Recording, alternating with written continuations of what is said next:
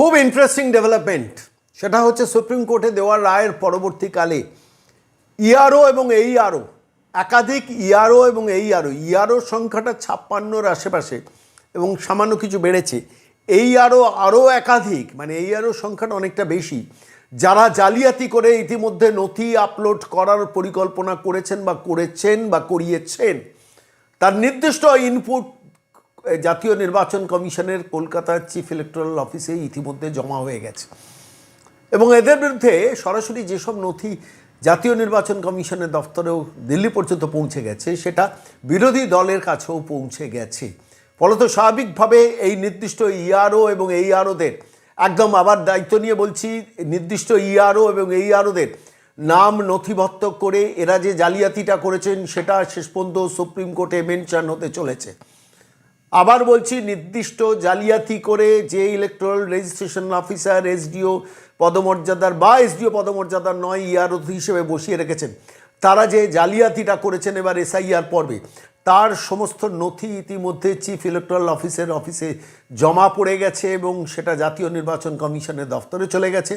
সংখ্যাটা কয়েকদিন গত সপ্তাহ পর্যন্ত 56 ছিল এইআরও একাধিক, সেটা সংখ্যাটা অনেকটা বেশি। আমি নির্দিষ্ট সংখ্যা হাতে পাইনি বলে বলছি না, কিন্তু তাদের বিরুদ্ধে সরাসরি সুপ্রিম কোর্টের সমস্ত নথি নিয়ে বিরোধী দলের তরফ থেকে যাওয়া হচ্ছে। সেই সব ইআরও এবং এইআরও আগামী দিনে কিন্তু সুপ্রিম ফাঁসতে চলেছেন। আমি আজকে শুধু এইটুকুই বলছি, আরও একটা জালিয়াতি হয়েছে। সে জালিয়াতিটা হয়েছে যে গ্রুপ বি পদমর্যাদার যেসব অফিসারকে দিতে বলা হয়েছিল সুপ্রিম কোর্ট থেকে, ইতিমধ্যে সুপ্রিম কোর্টে যে 8,000-এর ওপর মাইক্রো অবজারভার করার জন্য রাজ্য সরকারের যে তালিকা জমা পড়েছে, সেইখানে ক্ল্যারিক্যাল গ্রেডের অফিসার, রিটায়ার্ড লোকজন, ক্ল্যারিক্যাল গ্রেডের লোকজন যারা কাজ করেন, নির্মাণ সহায়ক যারা কাজ করেন, কিংবা যারা রিটায়ার করে গেছেন তৃণমূল কংগ্রেসের, তাদের নাম কিন্তু জমা পড়েছে। এবার স্বাভাবিকভাবে প্রশ্ন হচ্ছে যে একটা রাজ্য সরকার নোয়িং ইট ওয়েল যে গ্রুপ বি ক্যাটেগরির অফিসার দিতে বলা হয়েছে, সেইটাকে আলটিমেটলি এই জালিয়াতি করে যে তালিকা শুধু নির্বাচন কমিশনে দেয়নি, এটা সুপ্রিম কোর্টে পর্যন্ত দিয়েছে। অর্থাৎ সুপ্রিম কোর্টের অন রেকর্ড জাস্টিস সূর্যকান্তর কাছে কিন্তু এই রাজ্য সরকার যে প্রতারণা করে, আবার বলছি প্রতারণা করে, গ্রুপ বি অফিসার বলে ক্লার্কের লিস্ট ধরাচ্ছেন, কিংবা নির্মাণ সহায়কের লিস্ট ধরাচ্ছেন, কিংবা রিটায়ার্ড লোকজনের লিস্ট ধরাচ্ছেন, কিংবা গ্রুপ সির ক্লারিক্যাল লেভেলের লোকজনের নামটা ধরিয়ে দিয়েছেন, তার প্রমাণ এবার কিন্তু সুপ্রিম কোর্টে নিজেরা রাজ্য সরকার দিল। সেটাও আলটিমেটলি আগামী সোমবার মেনশন হতে চলেছে, তালিকা সহ সেখানে সে সমস্তটা উল্লেখিত হবে।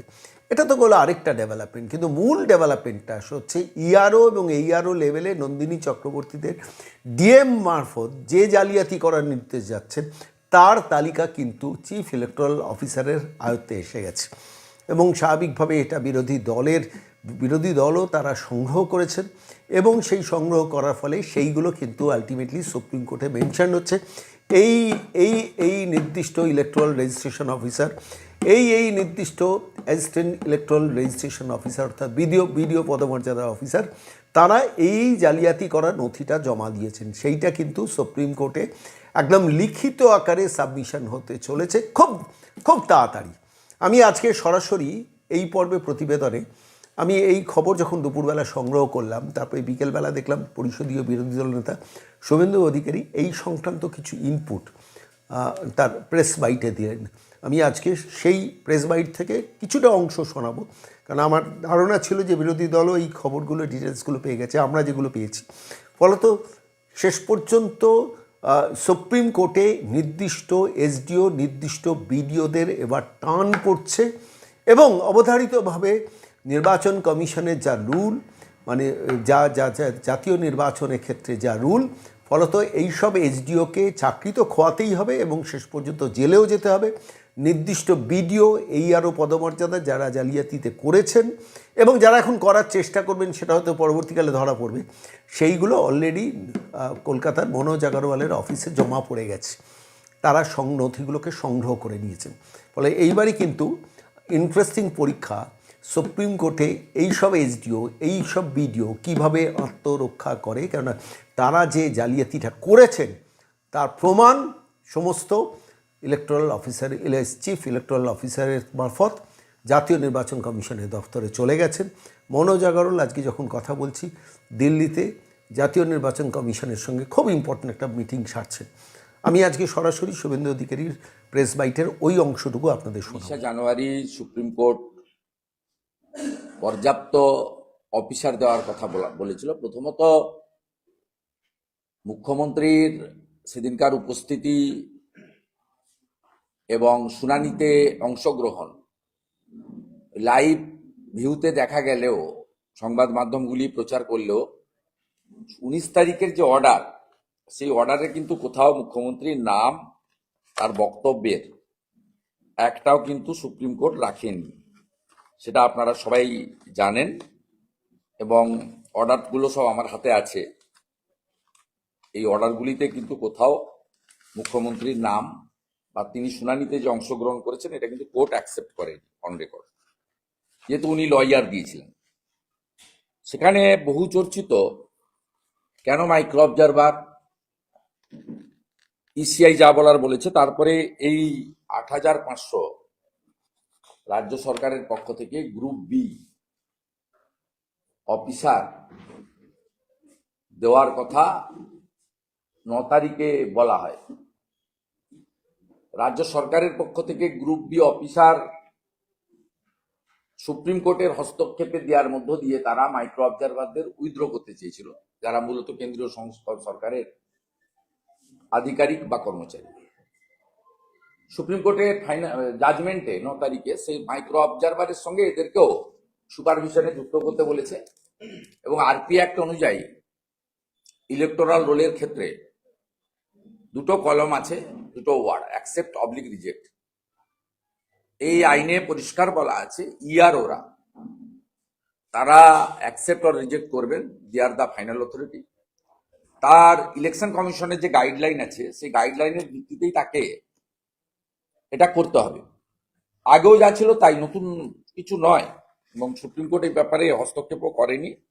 এবং এসআইআর প্রক্রিয়া নিয়ে সুপ্রিম কোর্ট খুব আপনার এই রাজ্যে যা চলছে, পুলিশ নিষ্ক্রিয় হয়ে শাসক দলের গুন্ডা এবং স্বয়ং মুখ্যমন্ত্রীর নেতৃত্বে যা যা হচ্ছে সে বিষয়ে ক্লিয়ার বলেছেন।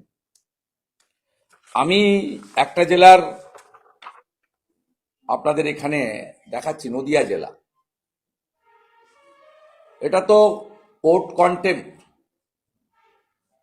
যে কেউ সুপ্রিম কোর্টে যেতে পারেন, কারণ এই যে গ্রুপ বি অফিসার বলে যাদের দেওয়া হয়েছে এরা অধিকাংশই গ্রুপ সি, এমনকি পঞ্চায়েত স্ট্যাটুটারি বডি যে পঞ্চায়েত সেখানকার কর্মচারী দেওয়া হয়েছে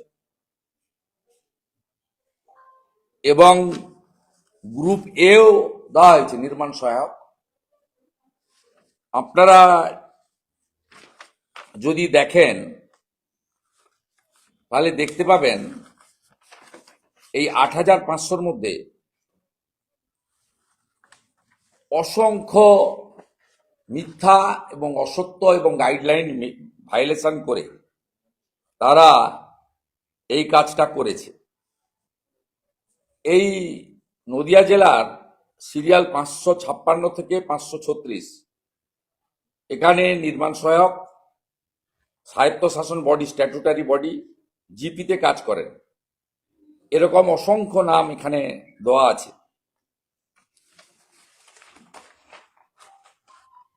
আমাদের